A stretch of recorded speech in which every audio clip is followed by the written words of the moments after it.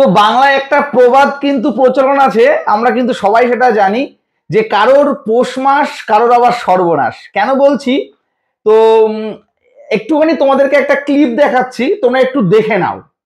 Actually আমরা তো খুব মজায় রয়েছি। প্রত্যেক বছর এই দুটো দিনের জন্যই আমরা মানে ওয়েট করে থাকি কবে এই দিনটা আসবে। আপাতত সবাই সুস্থভাবেই আছি, কোনো সমস্যা আমাদের হচ্ছে না, কিন্তু যত তাড়াতাড়ি জলটা নামবে সবারই ভালো হবে। হ্যাঁ হ্যাঁ, উনি একদম আমাদের সঙ্গেই রয়েছেন। তো সেটাই ভালো লাগলো যে আমাদের গ্রামে কেমন সবাই আছে সেটা উনি নিজে দেখতে এসেছেন।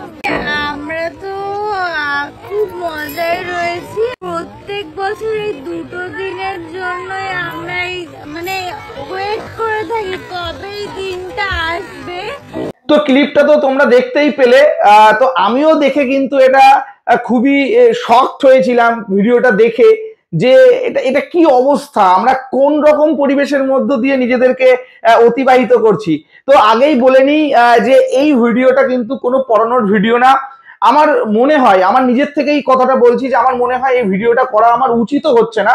সেটা তোমরা যারা আমার বন্ধুরা রয়েছো, যারা আমার অডিয়েন্স রয়েছে, তোমরা বুঝতে পারবে যে আমার সত্যি এই ভিডিওটা করা উচিত হচ্ছে কিনা। তোমরা যারা আমার ভিডিওটা দেখছো, তোমরা ভালো বুঝতে পারবে যে সত্যি আমার এই কথাগুলো বলা উচিত হচ্ছে কিনা।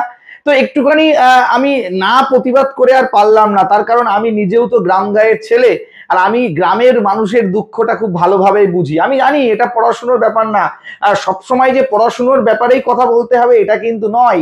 শিক্ষকদের সামনে কোনো একটা ভুল ত্রুটি ধরা পড়লে সেটা যদি প্রতিবাদ করা হয়, সেটাও কিন্তু একটা পড়াশোনার অঙ্গই বলা যায়। অর্থাৎ সমাজের যদি একটা ভালো কাজ না করতে পারি, সমাজকে যদি ভালো পথে এগোতে না সাহায্য করতে পারি, তাহলে কিসের টিচার, কিসের শিক্ষক? কোনো শিক্ষকের কিন্তু মূল্য নেই। তাই শিক্ষকের কাজ কিন্তু শুধু ছেলে মেয়েদের পড়াশোনা শেখানো তা কিন্তু নয়, সমাজের ভালো এবং খারাপ দিক সেটাও কিন্তু তুলে ধরা এবং সেটা সমাধান করাও কিন্তু একটা শিক্ষকের কর্তব্যের মধ্যে পড়ে।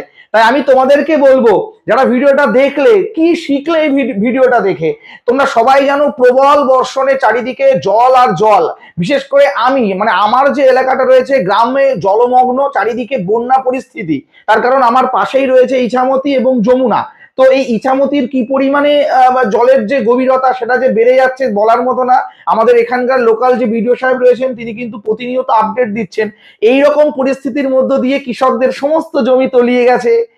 যাদের পুকুর ছিল, আমার নিজেদেরও পুকুর ছিল, সেখানের মাছ সব তলিয়ে গেছে, সব মাছ চলে গেছে, মানে জলের তোরে। এই আর কি, মানে খুবই পরিস্থিতি খারাপের মধ্যে দিয়ে যাচ্ছে গ্রামের মানুষদের। যে যে সবজি ফসলগুলো চাষ করেছিল সেটাও জলমগ্ন। এর পরে কি হবে? দ্রব্যমূল্য তো বাড়বে, কিছু করার নেই। আর সেরকম পরিস্থিতিতে একজন ইউটিউবার নাকি ফেসবুকার কি আমি জানি না, হঠাৎ করে আমাকে মানে আমার কাছে ক্লিপটা আসলো, আর আমি দেখে প্রতিবাদ না করে আর পারলাম না। তারা মজা করছে, তাদের কাছে মনে হচ্ছে যে ভালোই লাগছে, এটা একটা মজার বিষয়। তো তারা অপেক্ষায় থাকে বছরের পর বছর যে কবে এই দিনটা আসবে, সমস্ত কিছু জলে তলিয়ে যাবে, তারা নাকি একটু নৌকা বোটে করে একটু ঘুরবে, মাছ ধরবে, তারা ভিডিও বানাবে, সেখান থেকে টাকা ইনকাম করবে। ছি, ধিক্কার জানাই এই সমস্ত ইউটিউবারদের আমি, যে এটা কি ধরনের মানে শিক্ষাগত যোগ্যতা, কোথায় গিয়ে ঠেকলে এরকম পরিস্থিতিতে ভিডিও বানিয়ে একটা সাংবাদিকদের সামনে এসে বলে যে আমরা খুব মজায় আছি, আমরা খুব ভালোই আছি।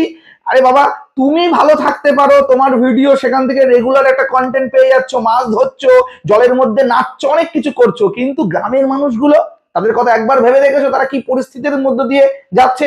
সমস্ত দিকে জলমগ্ন, চারিদিকে মানুষ জলের জন্য বাড়ি থেকে বেরোতে পারছে না, কাজকর্ম করতে পারছে না।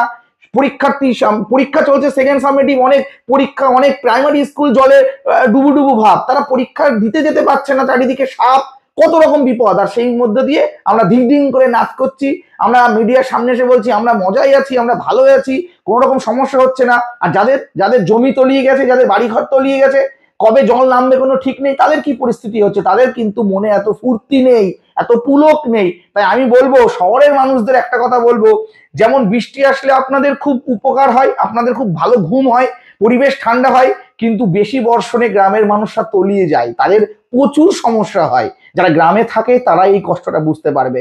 ওই এসি ঘরের মধ্যে বসে থেকে কখনোই বোঝা যাবে না চাষিদের মনের কথা, তারা কি পরিস্থিতির মধ্য দিয়ে এখন দিন কাটাচ্ছে।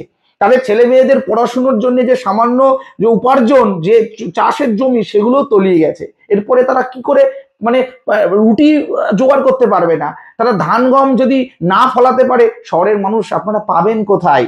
তখন ওই 10 টাকার জিনিস 30 টাকা দিয়ে কিনতে হবে, আর দোষ দেবেন কার? সরকারের। এই তো পরিস্থিতি চলছে আমাদের।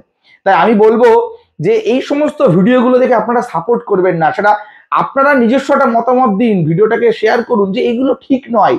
আমাদের সবাইকে নিয়ে চলতে হয়, যেমন ধনীদের প্রয়োজন আছে তেমন কিন্তু এই নিচু তলার মানুষদেরও প্রয়োজন আছে, অর্থাৎ এদের গায়ে ভর করেই কিন্তু আজকে ধনী মানুষদের উৎপত্তি। তাই গরিবদের কথা, কৃষকদের কথা ভুললে কিন্তু চলবে না। সমাজের নিচু শ্রেণীর মানুষ মানে এই না কৃষক যে তাদের সহায় সম্পত্তি সব হারিয়ে ফেলেছে, মানে তাদের কোনো দাম নেই, মূল্যবোধ নেই, তাদের সমস্ত কিছু ছিল, আজ বর্ষণে বৃষ্টির জলে সব তলিয়ে গেছে। তাই আমি শিক্ষক হয়ে এই প্রতিবাদ না করে পারলাম না যে এইরকম ভিডিওগুলো মানে দেখাটাও পাপ। যখন আমার ফোনে এই ভিডিওটা আসলো, আমি শুধু একটা কথাই ভাবছি, এই ভিডিওটা আসার আগে আমার ফোনের ব্যাটারি নষ্ট হয়ে বাসছে, আমার ফোনটা কেন নষ্ট হয়ে গেল না? আমার এই ভিডিও দেখার আগে আমার চোখ কেন নষ্ট হয়ে গেল না? এটা কি ধরনের মানে মূর্খের মতো ভিডিও? তাই তোমরা যারা ভিডিওটা দেখছো, যদি তোমাদের মনে হয় যে পড়াশোনার বাইরেও একটা শিক্ষার প্রয়োজন হয় মানুষের, তাহলে তোমরা অবশ্যই প্রতিবাদ করো, কমেন্ট করো, তোমাদের পার্সোনাল মতামত জানিও যে এটা কি ঠিক যে বৃষ্টির মধ্যে আমরা মজা করছি, এটা কিনা সবার সামনে তুলে ধরছে। আরে ভাই, তুমি মজা দিয়ে বাড়িতে করো, সবাইকে নিয়ে না। সবাইকে এটা বলা যাবে না যে আমরা অপেক্ষায় থাকি বৃষ্টি আসবে কবে, আমরা মজা করব জলের মধ্যে, এটা ঠিক না। আমরা যে তলিয়ে যাচ্ছি, আমাদের দেখবে কে? আজকের ভিডিও এখানেই এইটুকু শেষ করলাম। তোমাদের পার্সোনাল অপিনিয়ন কিন্তু অবশ্যই জানাবে, তোমাদের মতামত জানাবে যে সত্যি কি আমি কথাগুলো ভুল বললাম। যদি আমি ভুল বলে থাকি, মাথা পেতে সবার কাছে আমি ক্ষমা প্রার্থী। শেষ করলাম আজকের ভিডিও।